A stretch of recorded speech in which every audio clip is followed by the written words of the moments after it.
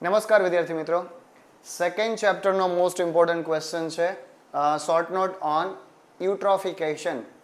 Eutrophication છે એ short નોટમાં પૂછાય છે, મોસ્ટ આઈએમપી ક્વેશ્ચન છે.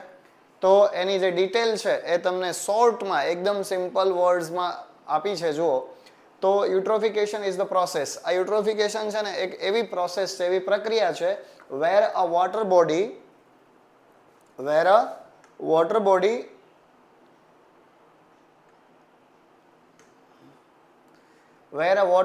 body like lake, pond or river gets too many nutrients. એટલે કે આ એક એવી પ્રક્રિયા છે કે જેની અંદર જે વોટર બોડી છે, વોટર બોડી એટલે આપણે તળાવ, સરોવર, નદી એ બધા, તો એની અંદર શું થાય કે જે ન્યુટ્રિયન્ટ્સ છે એની અંદર જે પોષક તત્વો છે ને એ ઘણા બધા પ્રમાણમાં ઉત્પન્ન થાય અને એમાં મેઇનલી નાઇટ્રોજન એન્ડ ફોસ્ફરસ, ખાસ કરીને નાઇટ્રોજન અને ફોસ્ફરસ છે એ વધુ માત્રામાં ઉત્પન્ન થતા હોય છે. તો એના કારણે શું થઈ શકે તો કે this causes excessive growth. Excessive એટલે વધુ પડતો. હવે અહીંયા વધુ પડતો ગ્રોથ થાય છે.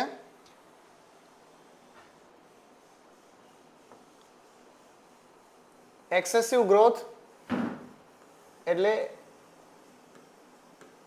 વધુ પડતી વૃદ્ધિ થાય. શેમાં? તો કે of algae and aquatic plants. algae એટલે આપણે જાણીએ છીએ કે જે શેવાળ છે, બરાબર, પાણીની અંદર લીલ અને શેવાળ થાય એ, અને બીજા એક્વેટિક પ્લાન્ટ્સ એટલે જે દરિયાની અંદર અથવા તો પાણીમાં જે બીજા છોડ ઉગી નીકળતા હોય ને એની વૃદ્ધિ છે એ અતિશય ઝડપથી થઈ જતી હોય છે. તો હવે એ શું છે તો કે એક્સ્ટ્રા ન્યુટ્રિયન્ટ્સ એન્ટર વોટર. હવે પાણીની અંદર છે ને વધુ પડતા પોષક તત્વો જે છે એ આવી જતા હોય છે. કેવી રીતે આવે તો કે ફ્રોમ ફર્ટિલાઇઝર્સ, જે રાસાયણિક ખાતર છે એમાંથી આવે. રાસાયણિક ખાતરમાંથી આવે. નંબર 2 સેવેજ છે, પછી ડિટર્જન્ટ્સ છે અને એનિમલ વેસ્ટ છે, બરાબર. તો આ જે બધા છે એમાંથી જે ખાસ કરીને આ જે પ્રોસેસ છે એ ત્યાંથી ઊભી થતી હોય છે. તો હવે એનું જે કારણ છે એ શું છે તો કે સૌથી પહેલું જે છે એ ફર્ટિલાઇઝર્સ છે, બરાબર. તો એ ફર્ટિલાઇઝર્સની અંદરથી આવે. પછી હવે આ જે સેવેજ છે એ સેવેજ આપણે જાણીએ છીએ કે એ જે વેસ્ટ છે, એનિમલ વેસ્ટ છે, અથવા તો આપણે મળ કહીએ. ડિટર્જન્ટ્સ એટલે જે કપડાં ધોવા માટે જે યુઝ થતા હોય છે પાવડર, એ પાવડરમાંથી, અને એનિમલ વેસ્ટ એટલે કે જે પ્રાણીઓનું વેસ્ટ છે, મળ છે, આપણે જેને છાણ કહીએ છીએ તે, એના કારણે આ પાણીની અંદર એન્ટર થતા હોય છે, પાણીમાં આવતા હોય છે. algae grow very fast, અને એના કારણે છે ને લીલ શેવાળ જે છે એ ખૂબ જ ઝડપથી વૃદ્ધિ પામે છે. હવે એના કારણે શું થાય તો કે the water surface becomes covered with green algae. હવે આપણે જાણીએ છીએ કે પાણીની ઉપર લીલો શેવાળ છે એ જામી જતો હોય છે, મીન્સ કે છવાઈ જતો હોય છે. તો સરફેસ જે છે, પાણીનું જે સરફેસ છે, સપાટી છે, એ એનાથી ઢંકાઈ જતી હોય છે. અને એના કારણે શું થાય તો કે સનલાઇટ ગેટ્સ બ્લોક્ડ, અને એના કારણે સનલાઇટ છે, સૂર્યપ્રકાશ છે, એ બ્લોક થઈ જાય. પાણીની અંદર જે જીવજંતુ કે જે જીવ સૃષ્ટિ રહે છે એને સૂર્યપ્રકાશ મળે નહીં. તો શું થાય તો કે plants under water can not photosynthesize properly. પાણીની અંદર રહેલી જે વનસ્પતિ છે ને એને પ્રકાશ સંશ્લેષણની જે ક્રિયા છે, આ ફોટોસિન્થેસાઇઝ છે, એ આપણે જાણીએ છીએ કે એને પ્રકાશ સંશ્લેષણની ક્રિયા કહેવાય. તો એ પ્રકાશ સંશ્લેષણ જે છે એ પૂરતા પ્રમાણમાં થઈ શકે નહીં. સૂર્યપ્રકાશની હાજરી વિના એ શક્ય નથી. તો એનાથી એ જે છોડ છે એને એ પોતાનો ખોરાક બનાવી શકશે નહીં.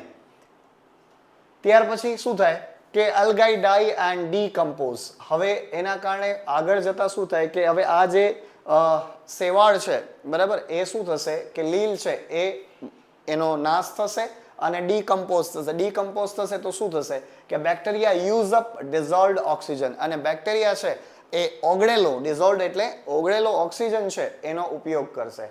ઓક્સિજન ઇન વોટર ડિક્રીઝિસ, અને પાણીની અંદર રહેલો જે ઓક્સિજન છે એ ઘટશે, એની માત્રા છે એ ઘટી જશે. તો બેક્ટેરિયા બ્રેક ડાઉન ડેડ અલ્ગાઈ, અને જે આ જે છે એ બેક્ટેરિયા છે એ પછી જે મૃત અલ્ગાઈ છે એને શું કરશે, એનો નાશ કરી દેશે. ફિશ એન્ડ એક્વેટિક એનિમલ્સ ડાઈ, અને એના કારણે શું થશે તો કે ભાઈ ફિશ અને એક્વેટિક એનિમલ્સ જે છે, માછલી અને બીજા કેટલાક પાણીમાં રહેતા જીવો છે એ મૃત્યુ પામશે due to lack of oxygen. અને શેના કારણે તો કે લેક ઓફ ઓક્સિજન, ઓક્સિજનની માત્રા ઘટી જશે, એના કારણે આ જે પાણીની અંદર રહેતા જે જીવો છે એ મૃત્યુ પામશે. તો એની અસર શું થશે, ઇફેક્ટ્સ એટલે એની અસર જે છે એની અસર શું થઈ શકે તો કે બેડ સ્મેલ ઇન વોટર, પાણીની અંદર ખરાબ સ્મેલ આવશે. ડેથ ઓફ ફિશ, માછલીઓ મૃત્યુ પામશે. વોટર પોલ્યુશન, પાણીનું પ્રદૂષણ ફેલાશે. લોસ ઓફ એક્વેટિક લાઈફ, જે પાણીની અંદર રહેતા જે જીવો છે બરાબર, એ પાણીમાં રહેતા જીવ છે એમનો નાશ થઈ જશે. અનસેફ ડ્રિંકિંગ વોટર, અને પીવાના પાણી માટે આ જે પાણી જે છે એ પીવા લાયક રહેશે નહીં. હવે એના પ્રિવેન્શન માટે આપણે શું કરવું જોઈએ, એને અટકાવવા માટે, એના બચાવ માટે આપણે શું કરવું જોઈએ, એને આ જે પ્રોસેસ છે એ પ્રોસેસને અટકાવવી હોય, અટકાવવા અથવા તો એના બચાવ માટે, એના સંરક્ષણ માટે આપણે શું કરવું જોઈએ તો કે રિડ્યુસ ફર્ટિલાઇઝર યુઝ, વધુ પડતા ફર્ટિલાઇઝરનો ઉપયોગ ઓછો કરવાનો છે કે એનો ઉપયોગ છે એ ઘટાડી દેવાનો છે. ટ્રીટ સેવેજ પ્રોપરલી, હવે જે આપણે લોકો છે એ મળત્યાગ કરે છે તો એના માટે પ્રોપર એની વ્યવસ્થા હોવી જોઈએ, ગમે ત્યાં એ ન થવું જોઈએ. પછી avoid dumping waste into water bodies, આપણે જાણીએ છીએ કે નદી, તળાવ, સરોવર બરાબર, તો એની અંદર દરિયામાં તો આપણે શું કરતા હોઈએ છીએ કે આ અવોઇડ વેસ્ટ જે છે એ ઢગલા છે બરાબર, જે કચરો છે એ ગમે ત્યાં આપણે ફેંકી દેતા હોઈએ છીએ, તો એ અવોઇડ કરવાનું છે. ખાસ કરીને પાણીમાં તો એ નહીં જ નાખવાનું. યુઝ ઇકો ફ્રેન્ડલી ડિટર્જન્ટ્સ, અને ઇકો ફ્રેન્ડલી ડિટર્જન્ટ્સનો ઉપયોગ કરવાનો છે. તો આ તમારી એક શોર્ટ નોટ છે યુટ્રોફિકેશન પર. ફરીથી આપણે એને જરા રિવાઇઝ કરી દઈએ કે શોર્ટ નોટ છે બરાબર, એ શું છે, એક એવી પ્રોસેસ છે કે જ્યાં વોટર બોડી જે છે, પાણીના જે સ્ત્રોત છે જેમ કે સરોવર છે, નદી છે, તળાવ છે, તો ત્યાં છે ને ગેટ્સ ટુ મેની ન્યુટ્રિયન્ટ્સ, એની અંદર ઘણા બધા પોષક તત્વો એક સાથે આવી જતા હોય છે. મેઇનલી પોષક તત્વોની અંદર નાઇટ્રોજન અને ફોસ્ફરસ હોય છે, અને એના કારણે શું થતું હોય છે કે excessive growth of algae and aquatic plants, એના કારણે વધુ પડતી લીલ, શેવાળ અને બીજા કેટલાક પાણીમાં થતા પ્લાન્ટ્સ છે, છોડ છે, એની વૃદ્ધિ ખૂબ ઝડપથી થતી હોય છે. અને એમાં ખાસ કરીને એ ક્યાંથી આવે છે તો કે ફર્ટિલાઇઝર્સમાંથી આવે, મળ, ડિટર્જન્ટ્સ અને એનિમલ વેસ્ટ, આપણે જે પ્રાણીઓના જે છાણ છે એમાંથી એલ્ગાઈ ગ્રોથ એ છે એ વધુ પડતી ઝડપથી થવા લાગે છે, અને એના કારણે જે પૂરેપૂરા પાણીની સપાટી પર એ છવાઈ જાય છે, એના કારણે સનલાઇટ નથી આવતી, અને જે પ્લાન્ટ્સ છે બીજા એના માટે ફોટોસિન્થેસાઇઝની જે પ્રોસેસ છે, પ્રકાશ સંશ્લેષણની ક્રિયા છે એ અટકી જાય છે, અને પછી થાય છે એલ્ગાઈ ડાઈ એન્ડ ડીકમ્પોઝ. એના કારણે બેક્ટેરિયા છે એની અંદર રહેલો ઓગળેલો ઓક્સિજનનો ઉપયોગ કરે છે. આગળ જતા શું થાય છે કે એલ્ગાઈને બ્રેકડાઉન કરી દે છે. ફિશ અને એક્વેટિક એનિમલ્સ છે એના કારણે મૃત્યુ પામે છે, અને ઓક્સિજન છે એનું પ્રમાણ ઓછું થઈ જાય છે, અને એના કારણે આગળની જે અસરો છે એમાં બેડ સ્મેલ આવે, માછલીઓના મૃત્યુ થાય, પાણીનું પ્રદૂષણ ફેલાય.